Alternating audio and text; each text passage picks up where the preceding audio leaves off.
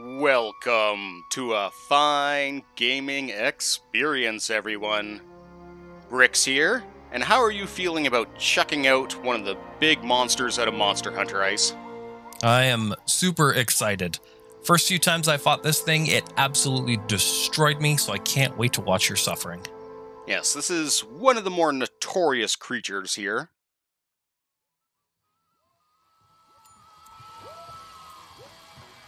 You might notice I'm wearing different armor. I screwed up. I didn't back up my save for this one quest, so this is my clone Fiona. She's a little bit more of a party animal, if you can't tell. But that Palico dance. Yes, the Loki's got some great moves here.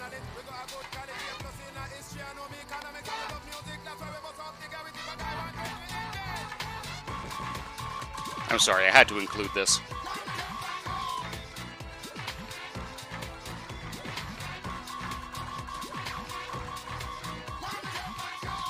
This is the great content we're all here for. Exactly. She'll get to work here in a second, though, so no worries. Oh, no, this is work. Yes. Working it. What's really impressive is if you watch the foot placement, the way her toes are falling, I think she's missing all those little holes in the ductwork. Just barely. Which is, yeah, like, okay, that last one is a little suspect for the right there, but, you know. It would really be hilarious just as she face planted out of the blue. We need to show people arm wrestling at some point. That is one of the main reasons to play multiplayer, is to arm wrestle each other. Multiplayer won't be too far off, hopefully, but we got a new weapon to show off here.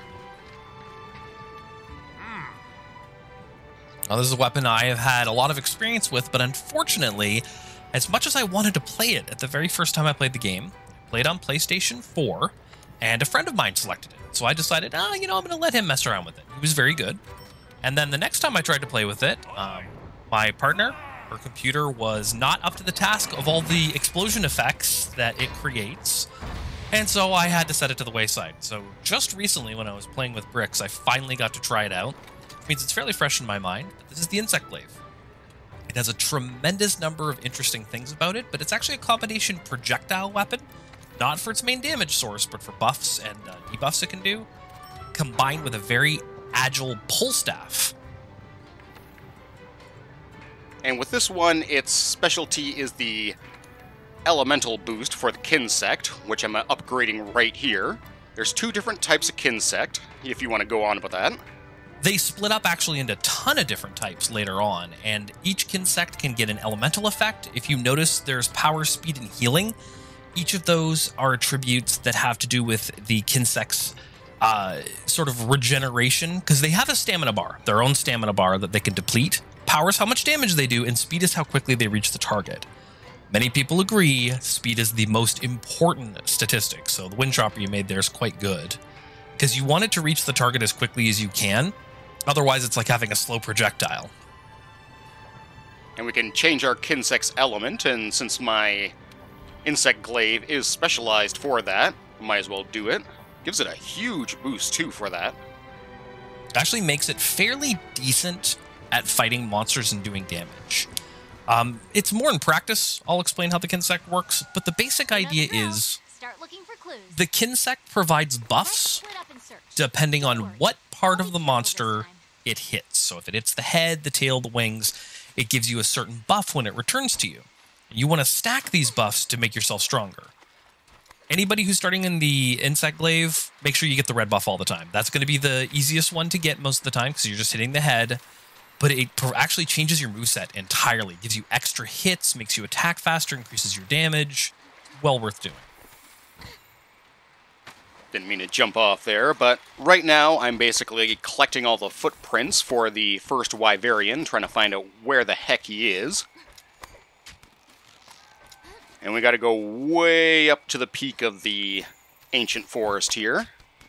This is some of the coolest stuff in the game to me. I absolutely love the ancient forest. I feel like this was the best of the biomes as far as structure is concerned.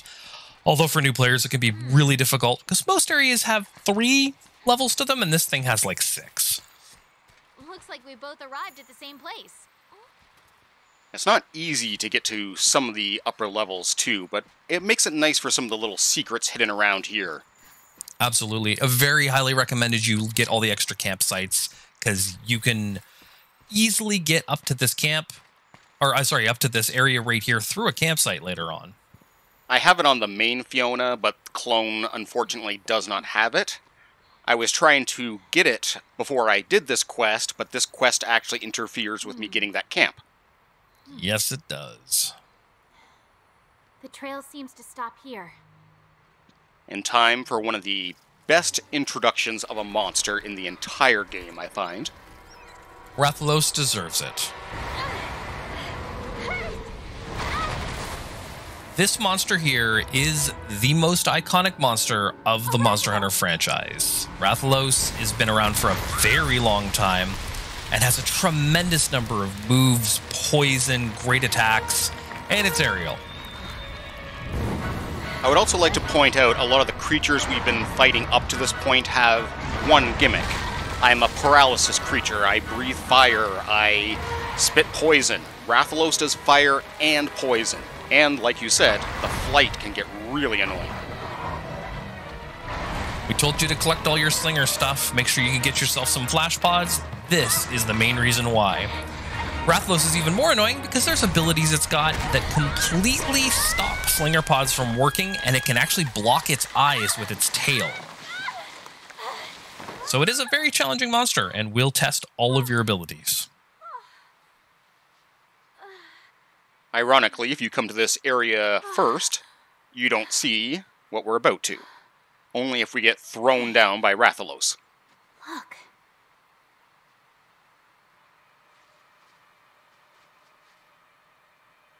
And these environments are beautiful. They really cheaped out on those 2D plants. Found you. Although she needs more sleep. It's from all the steak. Constantly eating steak. She's not eating very healthy.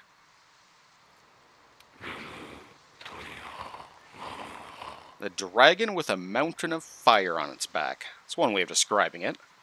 First Wyverians are very interesting, actually. There are some that you can find that will tell you statistics like how dangerous a map is. So they'll say, in section this of the map, most of the people died. Or they'll give you information like, these are the most popular weapons currently.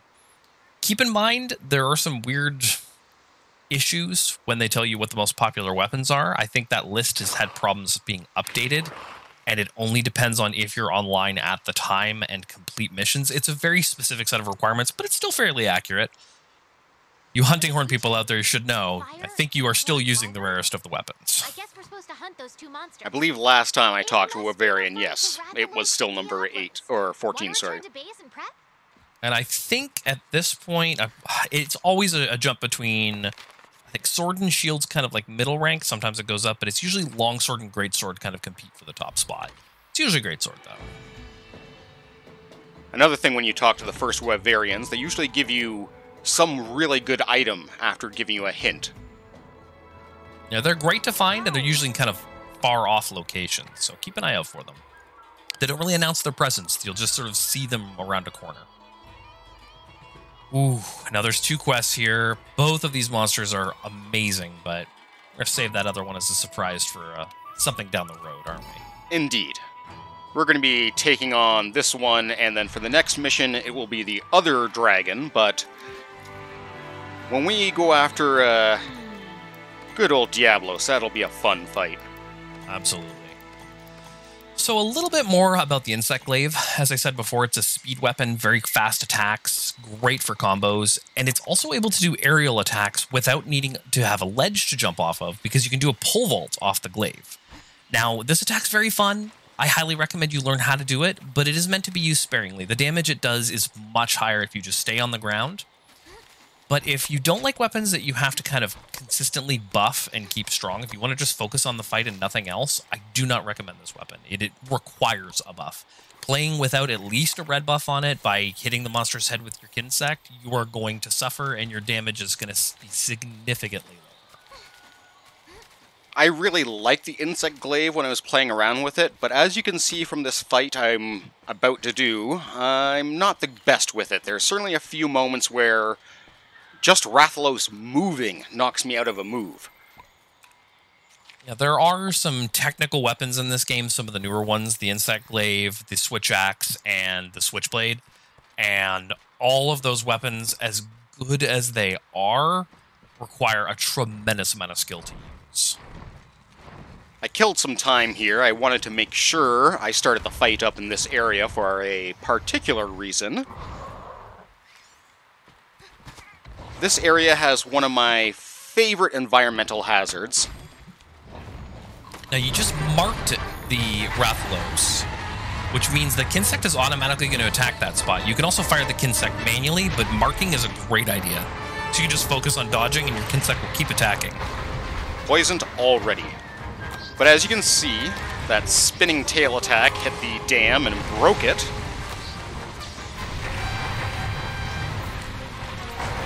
I had to make sure I flash podded it so Rathlos would fall in front of this huge mess of water, but that is one of my favorite attacks to use against a creature.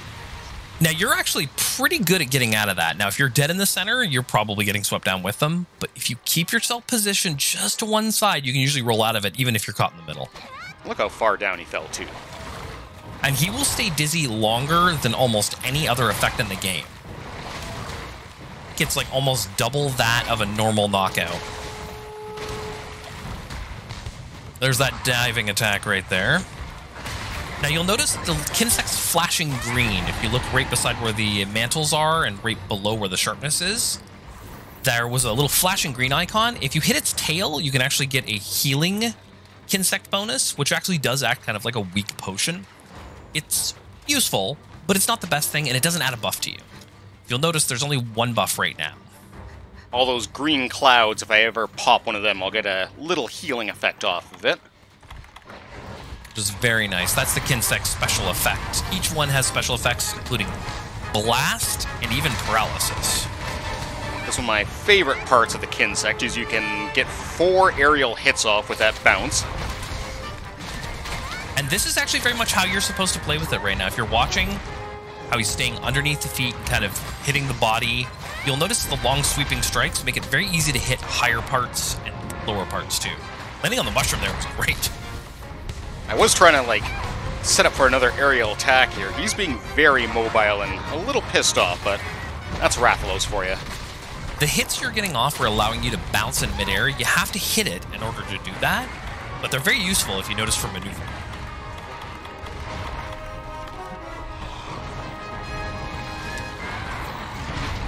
Rathlos is difficult and has a grab attack. Yep. But it's a good opportunity. He just hurled me, like, holy crap. But it's a great opportunity to show off how great flash pods are to have equipped in that circumstance.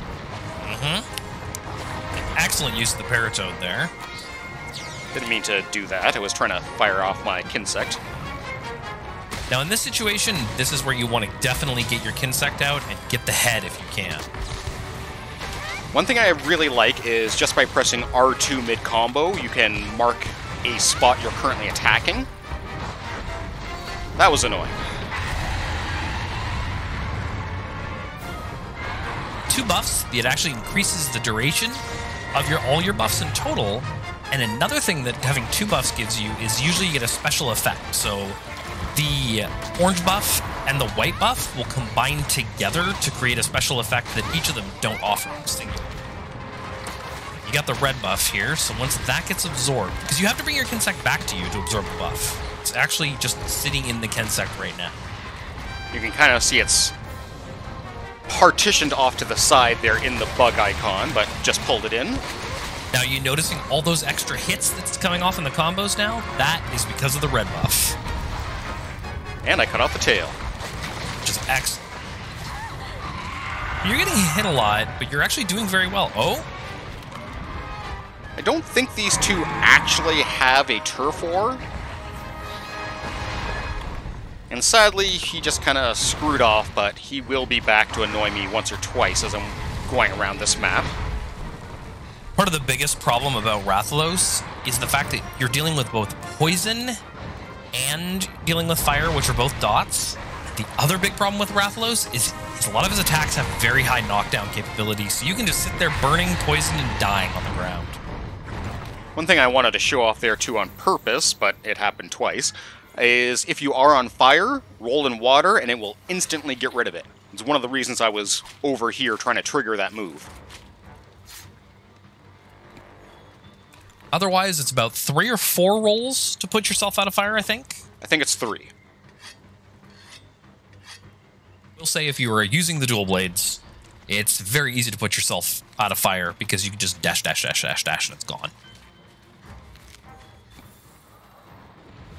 Sorry for all the cuts in this one, but he does move around a lot to various high-up areas we've already been to.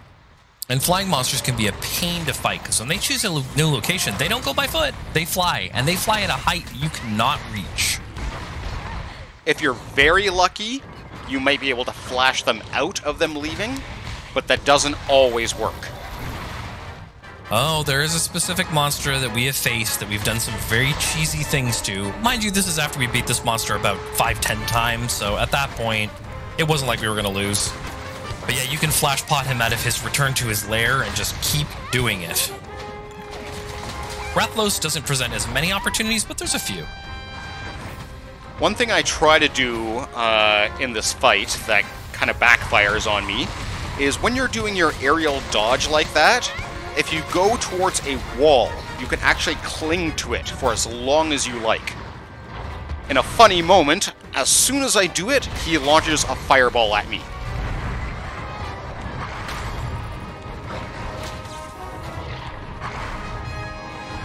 Good dodging. Thank you. He's got your typical jump up and stomp moves. He's got a tail swipe like we've seen from other creatures, basic bite. His fire breath, though, can be a little annoying, because he can shotgun it across the arena. He can do a wave in front of him like Legiana does. He also has a lift-off fire breath that you'll see him do that does a ton of damage. He'll literally propel himself higher into the air, firing it point blank down at you. What I find very annoying with a lot of these type of dragons is they get cheesy doing a roar and then immediately launching a fireball at you while you're stunned. I think your Palico just knocked him over, by the way. I think so too. And I finally put on my Vitality Mantle. This thing is great early on. It gives you a lot of extra defense. You can see my health bar is glowing there from it.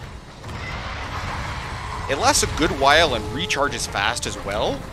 So for tough opponents like this, it's very worthwhile. Kind of a toss-up though if you want this or the health. And there is something to notice about that, and I was seeing it right there. You actually weren't taking any extra damage, because what the Vitality Mantle does is it absorbs a certain amount of damage before it goes away. So in this case, it's absorbing both the fire and the poison damage, and they do so little that the mantle doesn't break. You can see it's still kind of flashing and taking hits, but it hasn't gone away yet. So it's very useful against Rathlos. One of the reasons I put it on for this fight, just to show it off and get the extra bonus. I'm amazed how many times he doesn't knock me over the edge here, though. I'm amazed how many particle effects are going off at this point in time. Uh-oh. Make sure you watch this at full 1080, everyone.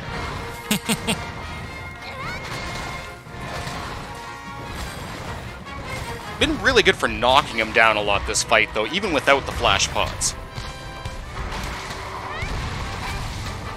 One thing I like with the Insect Glaive is that you can be aerial a lot, so still doing damage even in a time you would have a very difficult ability to fight back.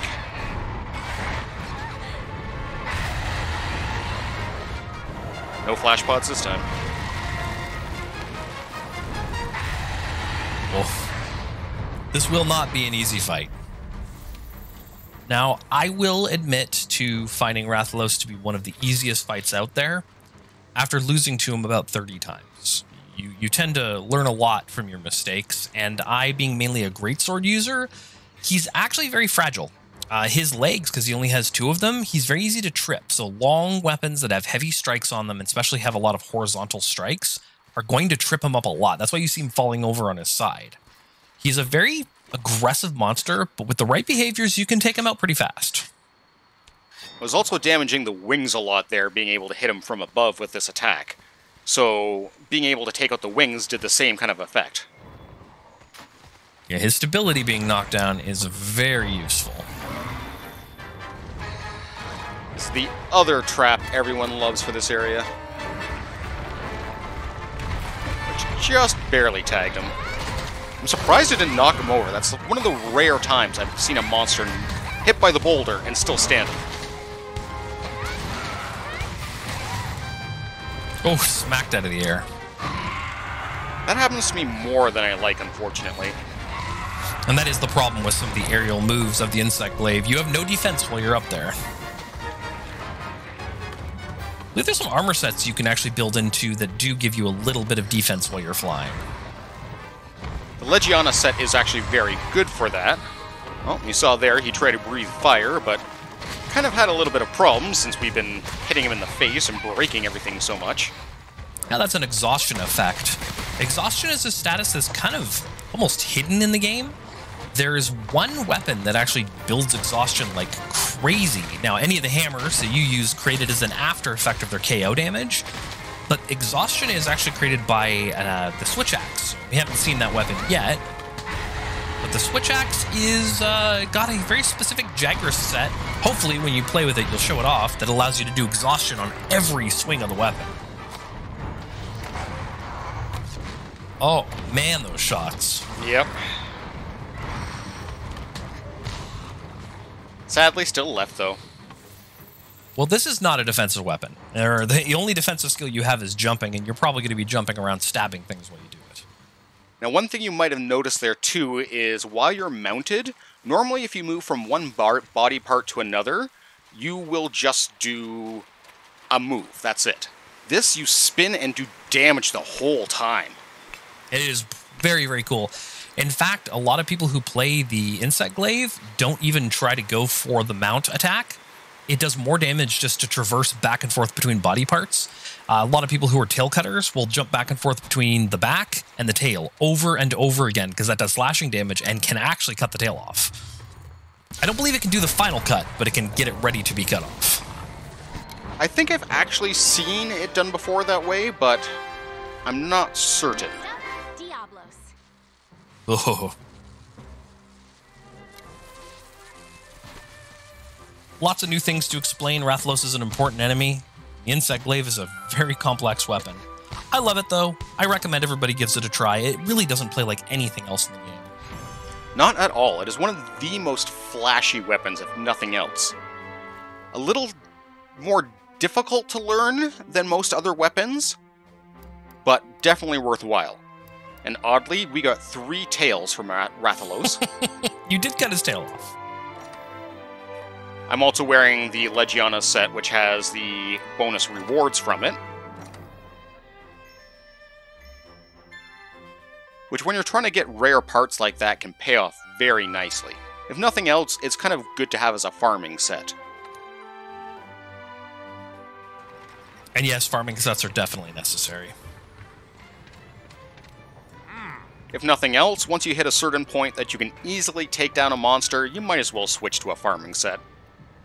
I will say this game is the completionist nightmare. And let's take a peek at the kick-ass armor set we get from this. The male's a little bit more armored.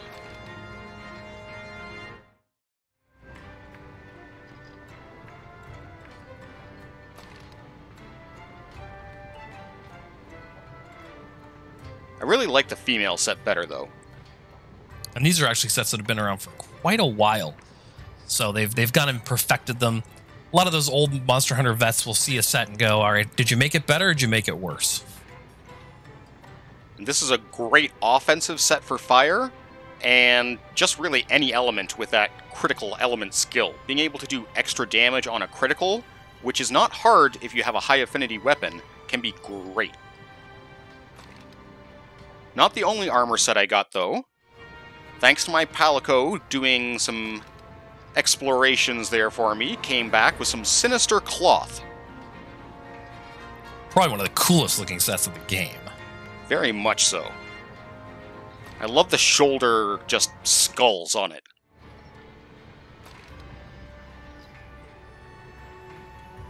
The skills on it, though, are very weird. Resuscitate is, I believe, if you have a status effect on you, you're buffed up. Fortify, when you die, you get a buff. Focus is good. Yes. Dragon Attack can be useful. Handicraft's good. Yeah, handicraft is probably the most important part, and actually the pants look super cool. They got like bones all over them. So yeah, I would at least make the pants if you're going to make anything. The names on them too, if you actually look at them, is the brain, the muscle, the claws. No, it's the grip and something else weird. It's like the bowels. They have very odd names for each armor piece. Very minimalistic set. Little Rathlos Knight. Again, they're trying to go a little bit old school with this. They really want you to kind of look back to the early Monster Hunter sets. But this is very cute. It is, yeah. Good Halloween costume. Although I think they actually have Halloween costumes. Every holiday has an event in this game. A good dragon attack slashing weapon. And you'll get a lot of sinister cloth as you just send out your palicos on getting you items, so... And normally I would go back to the room, but Clone Fiona is a bit of a party person, so she's got to go up to the gathering hub.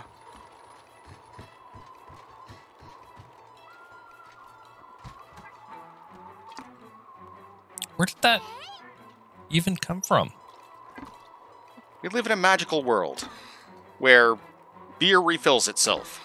Are you watching him taking hits off his extremely large flask there? With the cap on, because I don't actually think... No, we've seen them drink liquor. I've watched them literally down like an entire bottle of liquor. The cat is bending its spine. Anybody who has a cat and seen a cat stretch knows that they are very flexible. Oh, that's it. Yep. The cat's gonna have a nap now. Next time, though, we're gonna fight another dragon and do a fun event quest to get one of your favorite weapons. So excited. I hope you join me next time, and take care, all.